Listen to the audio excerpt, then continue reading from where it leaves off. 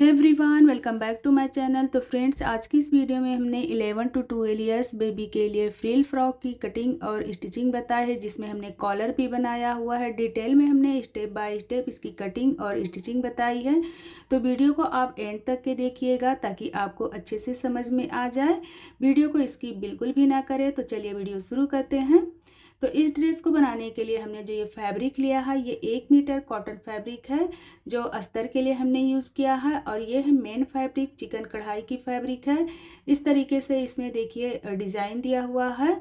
और इसमें से हम फ्रिल फ्रॉक की कटिंग और स्टिचिंग बताएंगे। तो सबसे पहले हम यहाँ पे टॉप की कटिंग करेंगे। उसके लिए हमने यहाँ पे अस्तर वाले फैब्रिक की कटिंग कर ली है। जितना हमें टॉप के लिए चाहिए उतना हमने 2 पीसेस में कट कर लिया है। इसकी जो विड्थ है वो है 17.5 इंच और लेंथ है 30 इंच। अब इसे हम विड्थ बाय फोल्ड कर देंगे। अब यहाँ पे ये टोटल 4 फोल्ड फैब्रिक हो गया है। अब यहाँ पे सबसे पहले हम 5 इंच पे शोल्डर्स का निशान लगाएंगे और आर्म होल की लेंथ हम रखेंगे 5.5 इंच पे। और यहाँ से हम मिलाते हुए सीधी लाइन ड्रॉ कर लेंगे। चेस्ट की फिटिंग हम रखेंगे 7 इंच पे और यहाँ से मार्किंग कर लेंगे। 1.5 इंच मार्जिन एक्स्ट्रा हम ऐड करेंगे और यहाँ से सीधी लाइन ड्रॉ कर लेंगे।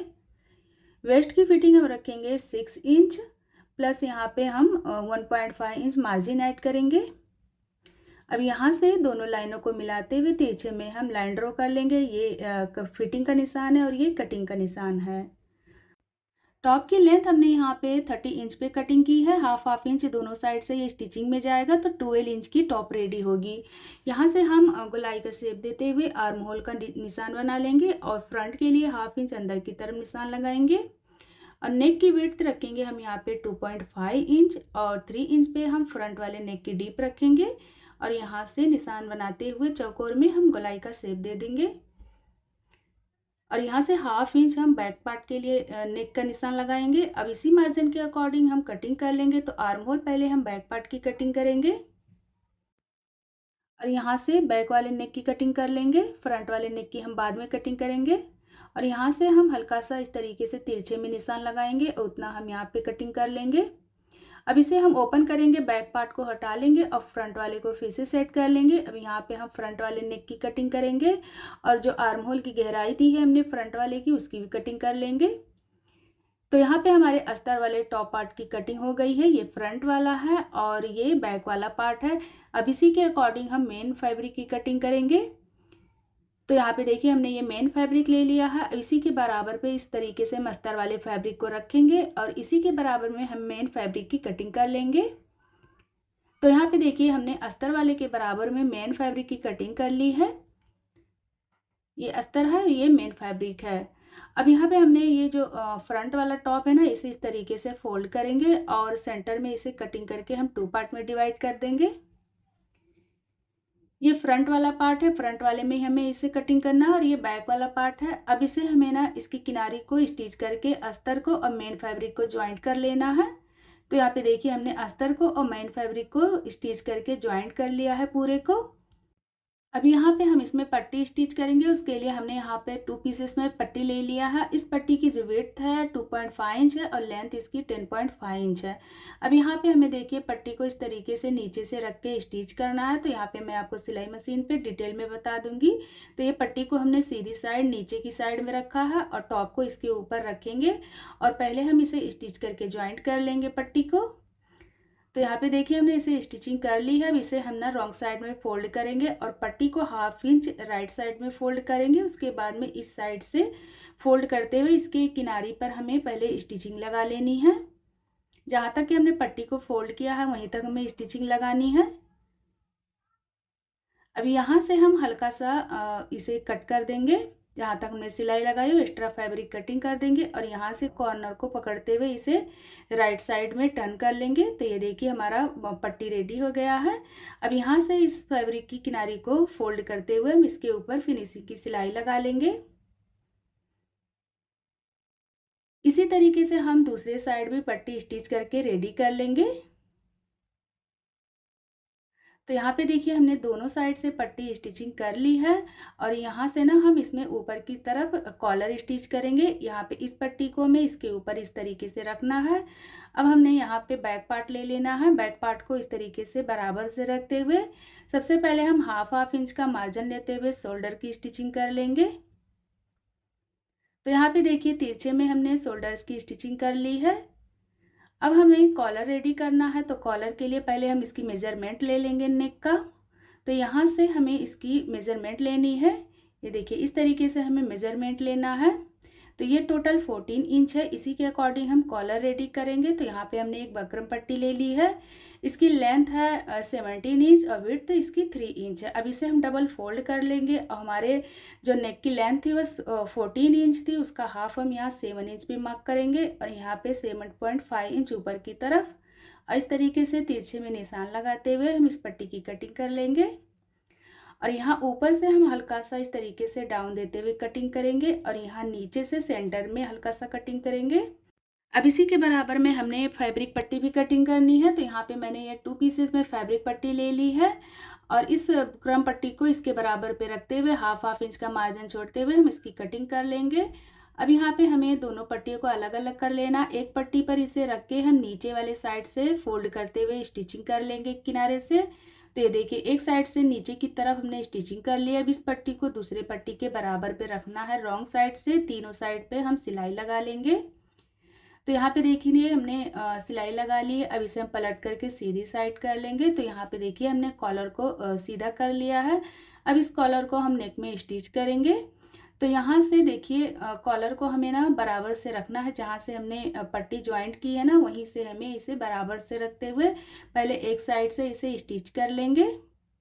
तो यहाँ पे देखिए हमने कॉलर को स्टिच कर लिया है। अब दूसरे साइड से सिलाई को हम अंदर की तरफ करते हुए ऊपर से हम इसे बराबर से इस तरीके से करते हुए फिनिशिंग की सिलाई लगा लेंगे। यहाँ से यहाँ तक कि हमें पूरे में सिलाई लगा लेना है। तो यहाँ पे देखिए हमने कॉलर को स्टिच करके रेडी कर दिया है। ये कुछ इस तरीके का होगा। तो यहाँ पे हमारा कॉलर रेडी है और यहाँ नीचे से हमें पट्टी को यहाँ पे टॉप स्टिच लगा लेंगे। तो यहाँ पे देखिए हमने टॉप स्टिच लगा ली है। अब यहाँ पट्टी पे हमें एक साइड से बटन और एक साइड से काज बना करके रेडी कर लेना है।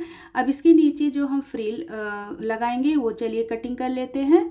तो फ्रिल के लिए हमने यहाँ पे पट्टियाँ कटिंग कर ली है। अलग अलग साइजेस में हमने कटिंग किया है। ये 2 पीसेस में है सारे और बैक और फ्रंट दोनों के लिए है। तो इसकी लेंथ और विड्थ मैं आपको बता देती हूँ।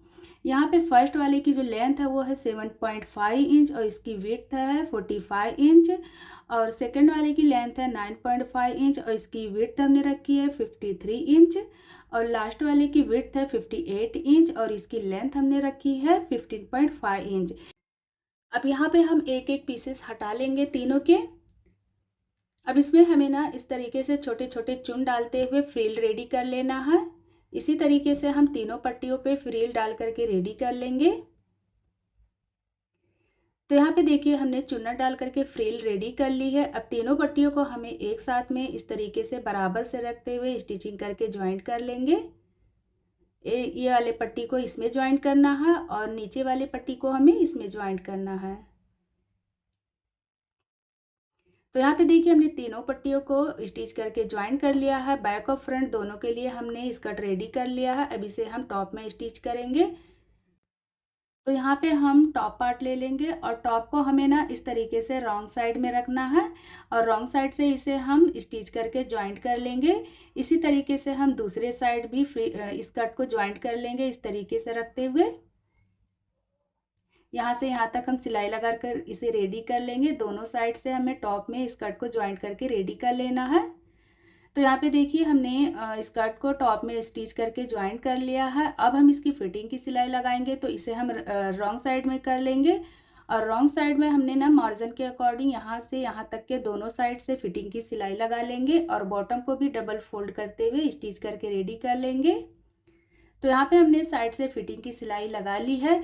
अब हम इसका ना स्लीव्स रेडी करेंगे। तो स्लीव्स के लिए हमारे पास इतना फैब्रिक बचा था, ये डबल पीसेस है। तो यहाँ पे सेंटर से हम इसकी कटिंग कर लेंगे।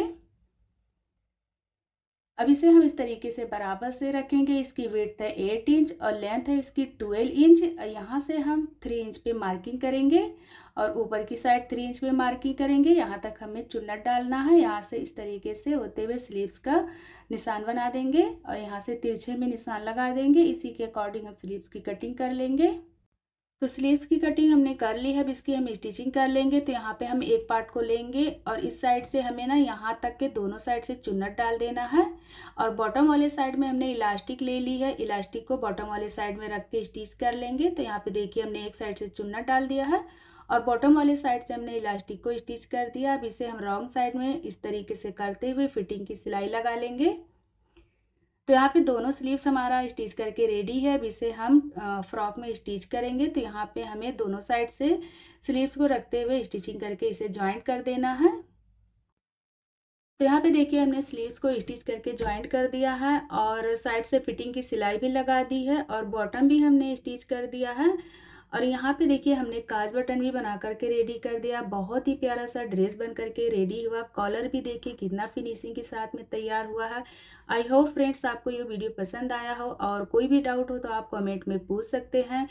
तो यहाँ पे देखिए बहुत ही प्यारा सा इसका स्लीव्स है, कॉलर है, बहुत ही प्यारा सा ड्रेस बन करके रेडी हुआ। आई होप फ्रेंड्स आपको वीडियो पसंद आई हो। लाइक सब्सक्राइब जरूर करें और फिर मिलते हैं एक नई वीडियो के साथ। तब तक के अपना बहुत ख्याल रखिए। Bye bye.